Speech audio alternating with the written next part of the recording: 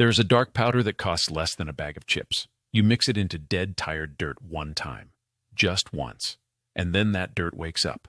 It stays awake. It keeps working, year after year, long after you're gone. We're not talking about fertilizer that washes away in the rain. We're not talking about chemicals that force plants to grow fast, but leave the ground weaker than before. We're talking about a permanent change. One application, centuries of better soil. Scientists dug up this same material in the Amazon jungle. It was put there by people who lived before Columbus was born. And it was still working, still holding water, still feeding microbes, still growing better plants than the untouched ground next to it. Meanwhile, the companies that sell plant food and bug spray and soil fixers make over $300 billion every single year. Their entire business plan relies on you needing to buy more.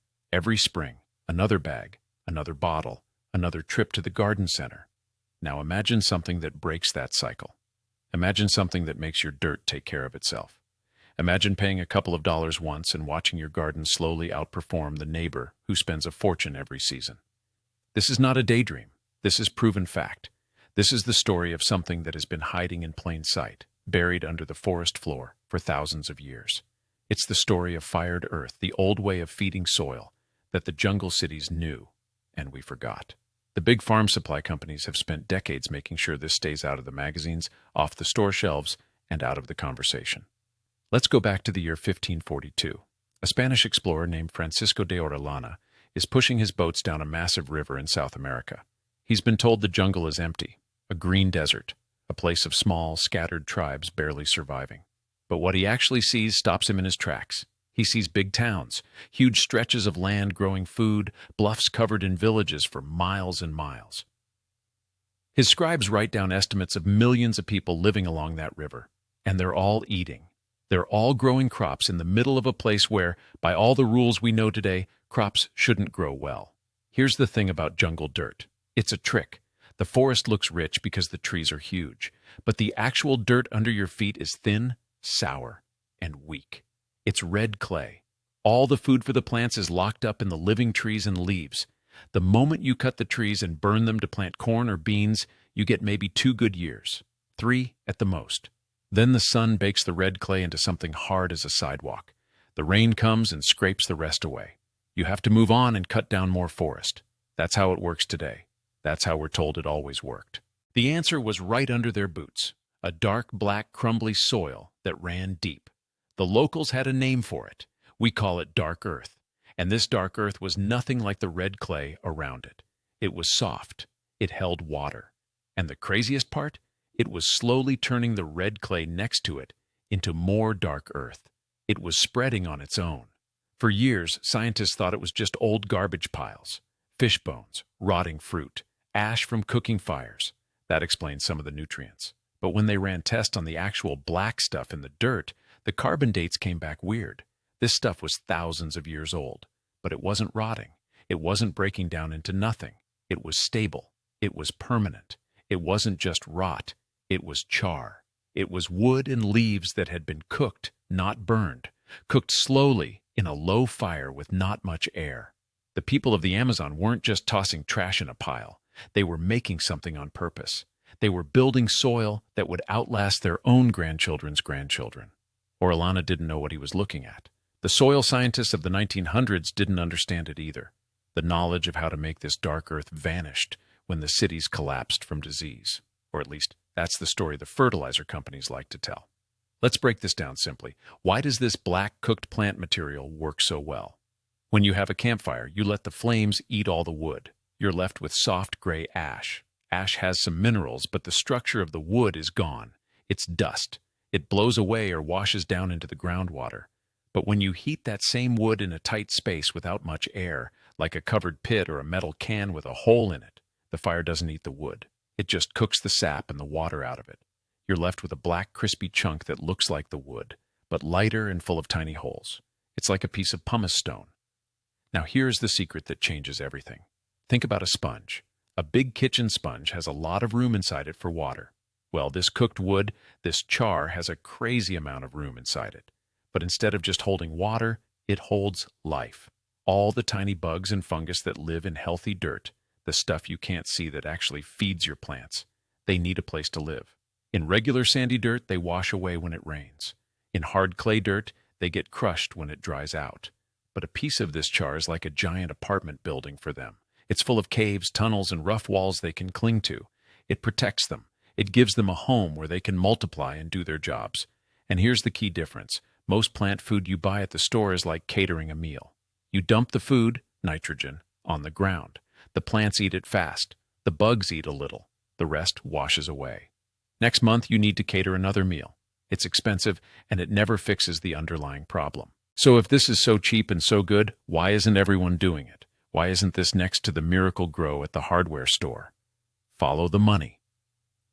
The big companies that make synthetic fertilizer and weed killer have a perfect business model. You have a problem.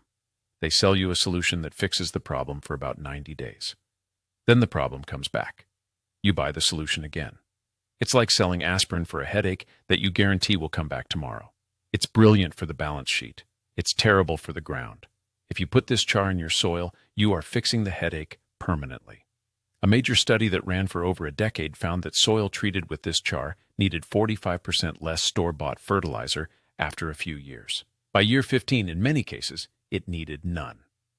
Imagine you're a CEO of a fertilizer company.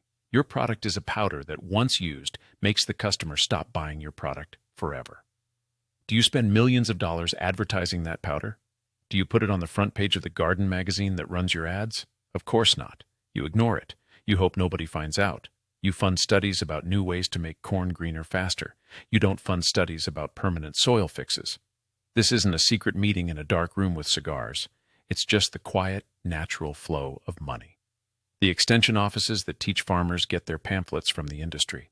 The magazines get their ad checks from the chemical companies. The university research grants go to projects that help industry sell more stuff. Nobody is shouting, "Don't use char," they're just not talking about it at all. Silence is the best way to kill an idea that threatens a cash cow. But the idea didn't die. It went underground, literally. In the early 2000s, a Dutch scientist named Bruno Glaser published a paper that made the whole science world sit up straight. He proved, without a doubt, that the life in the Amazon dark earth was tied directly to the cooked carbon. Since that paper, over 12,000 other studies have been published. 12,000, from Australia to Zimbabwe. They all say the same thing. This works. In Australia, the government actually pays farmers to put this stuff in the ground. They call it carbon farming.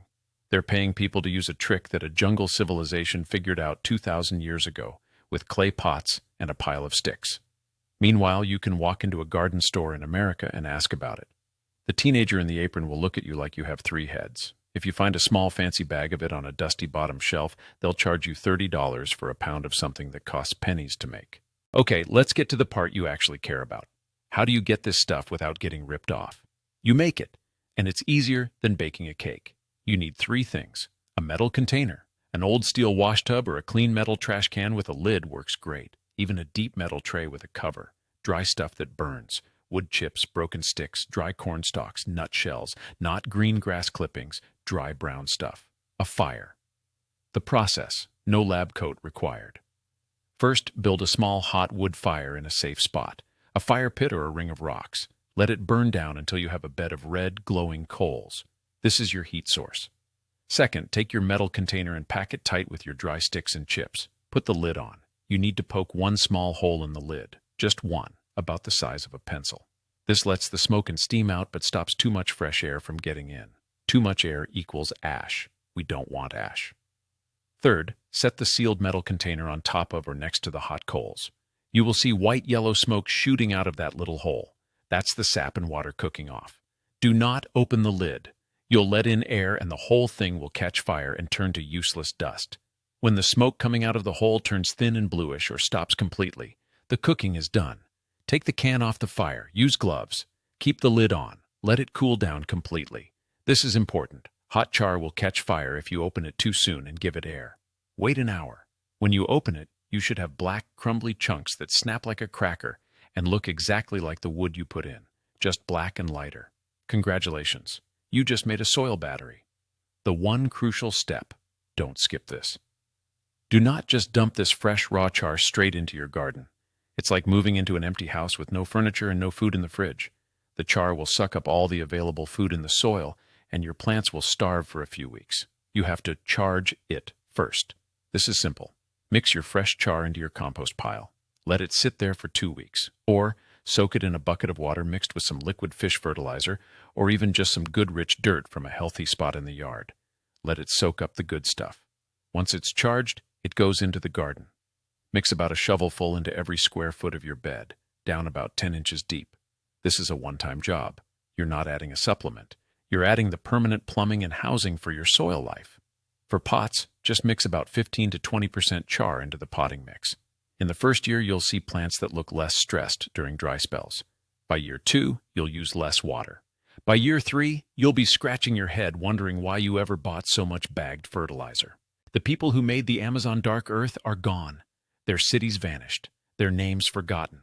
But their soil is still there, still dark, still rich, still growing. A gift that outlasted stone and steel. Most of us think like renters, even when we own the land. This season's tomatoes, next month's lawn. The industry wants us panicked and running to the store, but this old trick, cooking wood and burying it, asks us to think longer, to be investors, not just consumers, to leave something in the ground for whoever stands there 100 summers from now. It costs almost nothing, takes an afternoon, and now you know. Not from an ad, not from a boardroom, from the ground itself. The dark earth is still out there, quiet and working. And now you can make your own.